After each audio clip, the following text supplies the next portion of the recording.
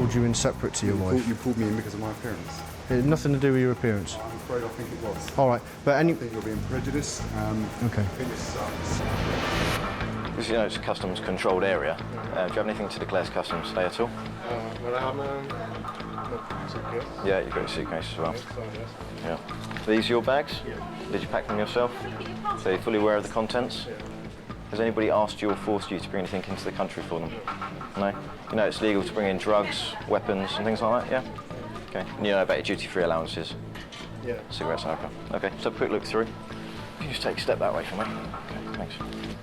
Officers have a very short window of opportunity to stop drug smugglers coming into the country. Intuition is vital in stopping suspicious passengers. Feels like there's an area in here. I'm just going to cut into that. Okay?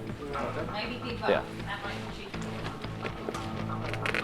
After tearing into the briefcase, it doesn't take long to make a significant discovery. Just found what I suspect to be cocaine there. So I'm arresting you on suspicion of being involved in the importation of a controlled drug. So you don't have to say anything. It may harm your defence. If you don't mention when questioned, this means later on in court.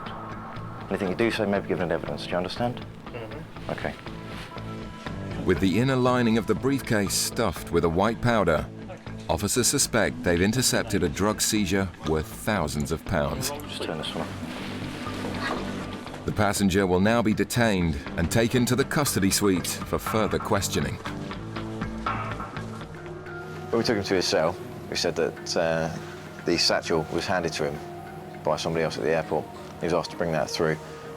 So this isn't his case. But then he already told me that it was his earlier on. We made the arrest because we found a package inside, which is in the front here, the front wall, and in the back wall. Earlier on I cut into the front one. So what I'll do now is just remove some of that white powder with a knife. Just goes blue. And it's... Yep, there we go, so it's gone blue, so that's positive. That should be cocaine.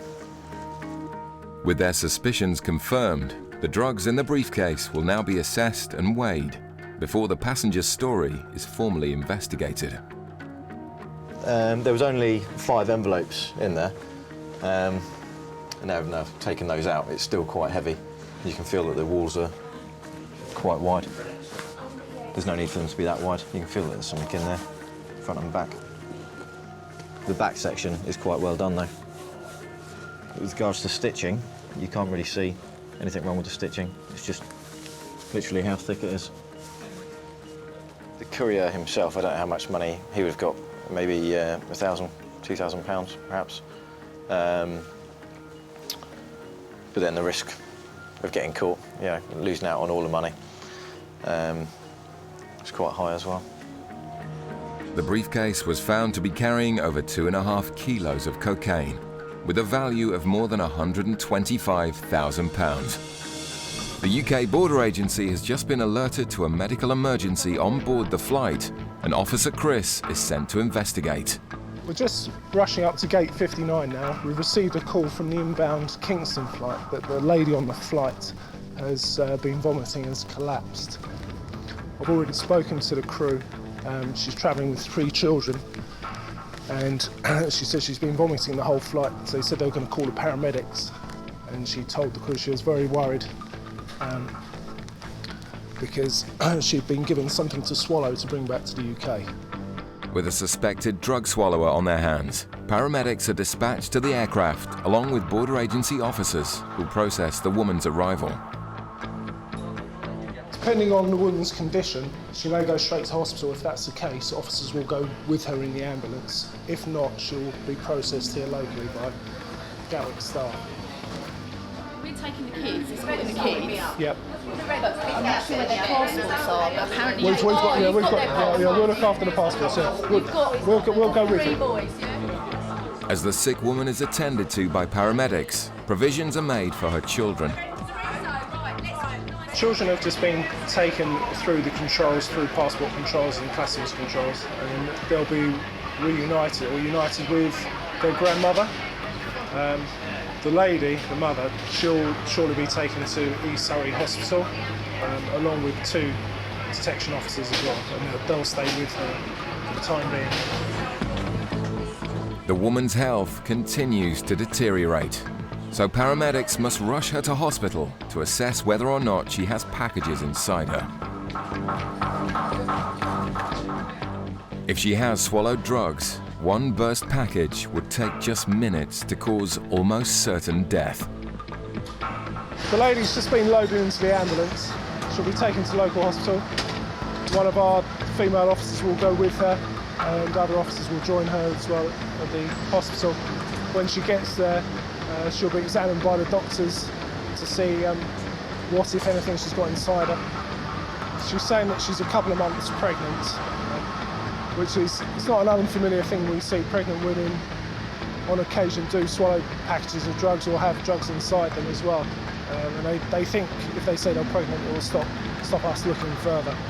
She's been vomiting for several hours now, and it's not an uncommon reaction with people who've swallowed packages. It's just their stomach is having an adverse reaction to anything up to a kilo of foreign packages inside their body.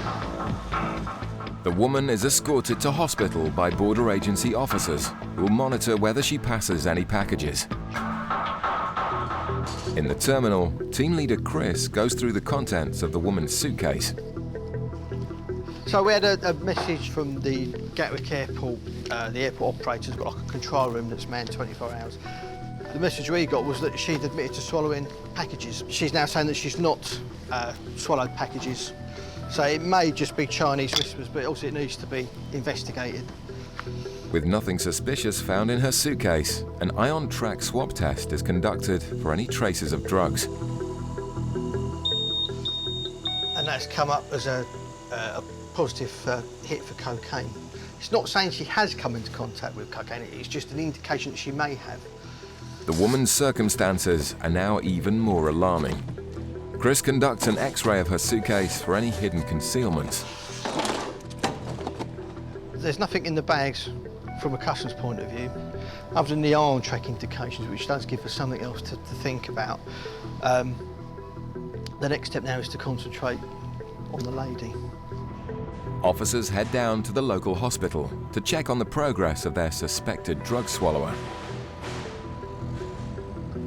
When someone complains of stomach pains or anything like this, you know, as we said before, the medical assistance is the first priority, and if a medic dictates they go to the hospital, then they go to the hospital. From our point of view, we still have a responsibility, A, towards the patient to make sure there's no harm going to come to them, but B, we've got to safeguard any sort of illicit material they may be carrying. 3 UK border agency officers have been monitoring the woman's health at the hospital.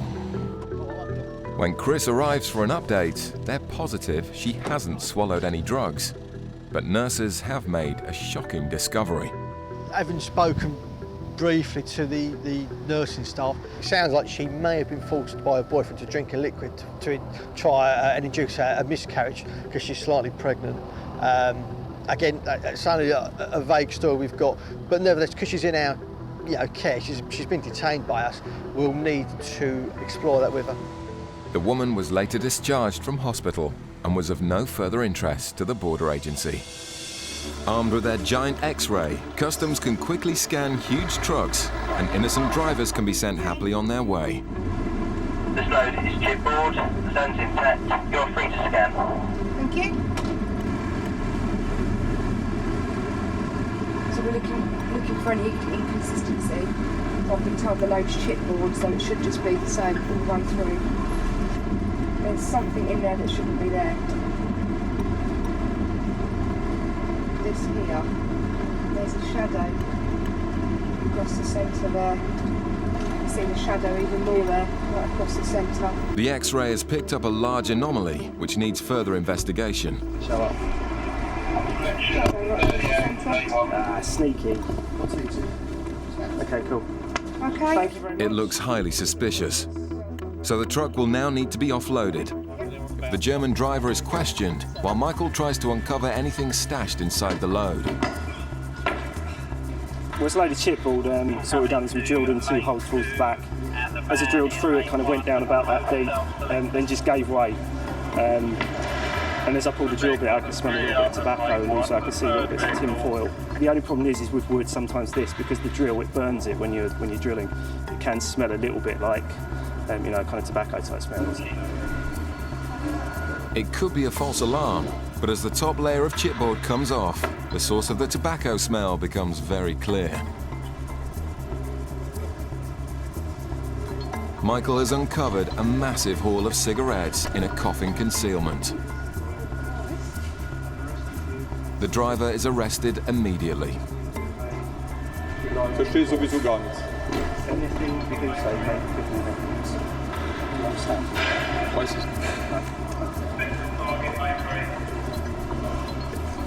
Well, there's a large quantity of tobacco, marked cigarettes. I'm guessing there's some other bits and pieces in the boxes and stuff, but we'll find out in a bit. Well, the chipboard load's quite normal, it's quite common. But as you can see, it's easy to conceal items within it because it's only cheap wood, it's a cheap load, they can get rid of it quite easily and they can cut holes in it. While the driver's questioned to see if he's involved, the officers need to count up the cigarettes.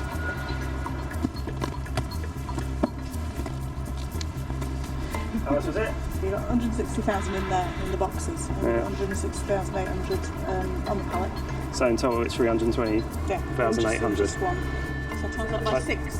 In all, nearly 2 million cigarettes. Today, Customs have a tip-off that passengers carrying cocaine will be arriving in Bristol from Amsterdam. We've already had a word with immigration. Once they've been pointed out, we've got 2 officers that are ready to do the arrest. With no idea what they look like, John's team are hoping to get a point out from immigration and will then stop and search the suspect. 30s. The lady has got an address in Holland and an address in the US, but we think they're both UK nationals. Basically, you can smuggle drugs in anything.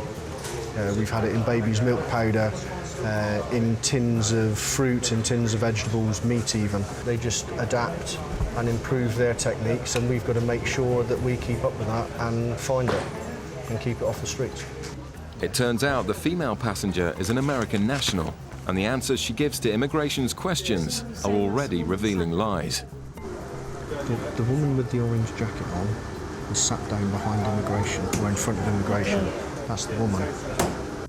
She's staying with him at this address, travelling alone. Super. I've got to go just in case he goes through. That's brilliant. The passengers have split up, but an immigration officer at passport control identifies the suspect and gives John and Erica a discreet nod. The tip-off was that the passengers are bringing in cocaine. The lies at passport control are suspicious, but John needs to find the evidence or they'll be free to go. Do you want me? Hello, sir. Customs. You travelling on your own today? Who are you travelling with? Well, my girlfriend, she's still the other side. She's an American citizen, so she's being held up there for a minute. Oh, right, OK. And is this all your luggage? That's hers, that's mine, and this is mine. OK. So why have you picked your girlfriends up then? Being polite. Right, OK. You just want to come through with me then? And does she live with you full time, or is she just here on vacation? Just here visiting. OK. Have you got a ticket for your flight? The man's admission that he's travelling with his girlfriend contradicts her story at immigration, and the route they've flown sounds like an attempt to avoid customs attention. And you've come in from Amsterdam. Were you anywhere before Amsterdam? Yep, Texas, Frankfurt, and Chicago. So how long have you been out of the UK? Since Thursday. So, are you married? Yeah, I'm married. All right, when did you get married? Friday. Oh. Do you ever use any drugs? Nah. No? What about your girlfriend? No. I've done in the past, but I decided to get my act together. Do you still smoke then, or not? No, I'm trouble now. Well, you're completely clean. You must have a vice. The female passenger has been interviewed by immigration and can now be searched by customs. Went from Dallas to Frankfurt, Germany. Right. And then Frankfurt, Germany to Amsterdam, and then Amsterdam to here. Bristol. Right. Their flight plans match up, but the woman is very nervous. I really have to pee. Is there some point, does somebody want to go with me to the bathroom? I just gotta pee. If you're gonna watch me pee, I just gotta go. Because the woman is possibly carrying drugs, Erica must accompany her to the toilet. Okay. But it turns out to be just nerves. And John's bag search has also turned up nothing. It was looking really good because the woman at immigration said but she's on her own. He came down, started fiddling with his mobile to text her, picked up her bag and brought her bag through while she was still at immigration. After, not obviously, he may not have known that she had said that she was on her own. You finished the bags? Yeah, I'll do some testing. The last thing to do is swab the bags for drugs. If this comes up negative, John will be forced to let the suspects go. The test result proves that the anonymous tip-off claiming they were carrying drugs was false. Okay, what we do, we'll pack you back up? Yep. Quite happy, really. Yeah. He's very calm. I just don't understand why she would have told the immigration officer she's travelling on her own. Have they got a problem? Have they? Yeah. She's been for a long time. She's in business now. Ah, right, I see. Which would justify why they split. But he's completely clean. Shoes, bag, passport. But what began as a customs search has identified an immigration problem, and their contradictory accounts will help immigration with their inquiries. But she said she was travelling on her own at the interception point. And that wraps it up nicely for us if you don't want. She's not disclosed that. Oh, right, okay. I've just been to speak to immigration, and there's a problem with her passport in that it looks like she's doing lots of trips in and around Europe, possibly to disguise the fact that she's been staying in the UK for longer than she perhaps should be. And because she's made untruthful statements to immigration, it looks highly likely that they're going to be sending her back to the United States. The couple are given the all clear by customs, but the female passenger will be detained, which won't please her new husband. Immigration are keeping her there for the time being. They want to have a chat with her. Unfortunately, there's nothing I can do to help you with that. I mean, the thing is, I'm not. you took this because of my appearance. No, it wasn't that. No? No. I can assure you it wasn't anything to do with your appearance. Okay. All right? You can deny I mean, that. there are...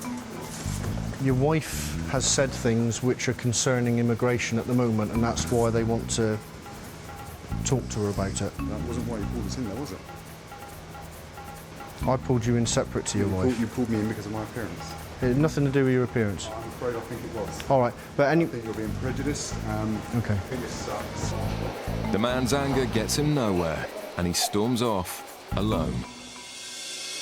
A man acting strangely has been intercepted by the UK border officers.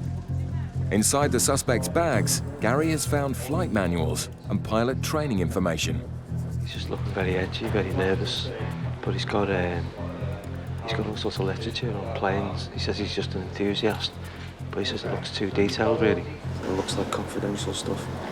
So, for you to draw a flight desk simulation of planes, where are you getting that information from?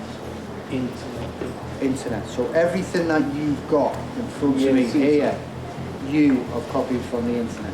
What? The internet, yeah. All the stuff that you have in here. It's just something very, very strange. Yeah. So you just have a look at him and he wants to go. I know he's looking at you. The gentleman come through off the Dubai flight, some single traveller. He seemed nervous in the way he was entering the channels head down, sluggish walking, avoiding eye contact with me, to be honest. Basically found a lot of literature with regards to flying flight schools, avionics of the plane, and various courses with regards to cabin crew. As Gary digs deeper, the details become more and more incriminating. Why have you got information about fighter planes? Well, combat planes, weapons. Well, these were.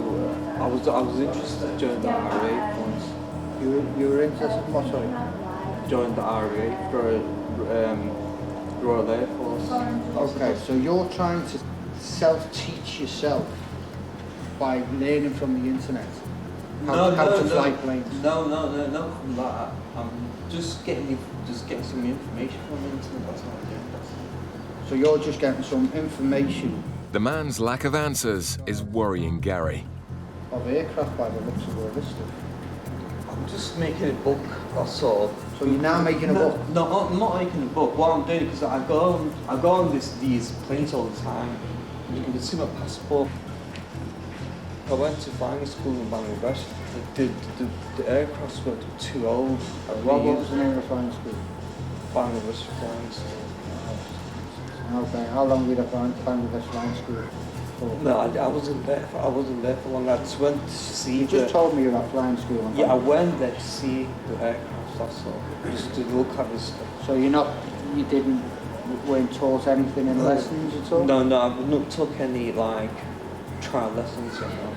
Well, I'm not doing anything wrong. I'm not. Okay, like I asked you before, are you just like sort of learning to be a pilot from information you were downloading from the internet? No. I mean, so where's all this information? I've made them. I've collected. No one helped me. That's all I can say. Well, I mean, I'm no sort of aircraft specialist, but some of this seems quite sensitive.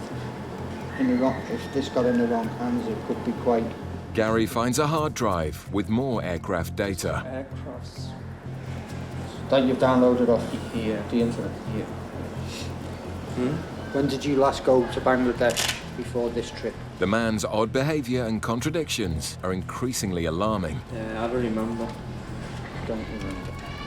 You said you travel all the time. Yeah, I do, but it's a passport thing. I remember when travel. You're not making sense, really. The man's answers are becoming more vague, and his story sounds stranger all the time. When I was young, I went to college, school, I had friends. I've lost everything. I lost my friends, mates, everyone's gone. He doesn't seem to be able to back anything up that he's talking about.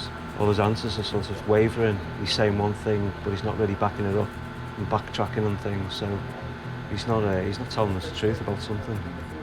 So we're going to swab his bag, screen it for explosives. The officers believe the man may be involved in terrorist activities, and the suspect is saying nothing to explain the documents. Gary has called in Special Branch while they await the result of the swab for explosives. The explosive swab found no trace, but now they found evidence of multiple foreign trips paid for by someone else. Basically, we found a lot of information about aircraft flight simulators, different magazines, different information on fuel from aircraft. What planes are these? Are these small planes? Are they commercial aircraft? No. The Boeing planes, aircraft, the real aircraft, big long yeah. Gary calls in Special Branch to tell them about the suspect's strange story. My mum's boyfriend pays for it as well. Not only my dad. I've got my mum's boyfriend. He's an Englishman. Go back to the bench for you? Yeah. In a climate of global terrorism, the officers need to be on the lookout for all suspicious behaviour.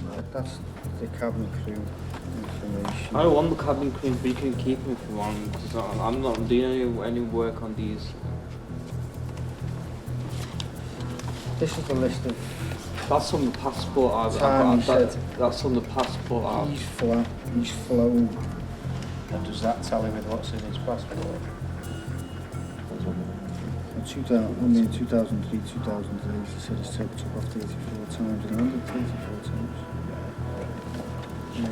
Gary and the UK border officers have taken the questioning as far as they can. They now hand the suspect over to Special Branch for further investigation. Okay, do you want to get your bags and just come and have a word with us? Cheers, mate. I mean, there's nothing secret. I won't keep a secret. Okay, no problem. Yeah, no worries. For Gary and the team, the strange encounter comes to an end.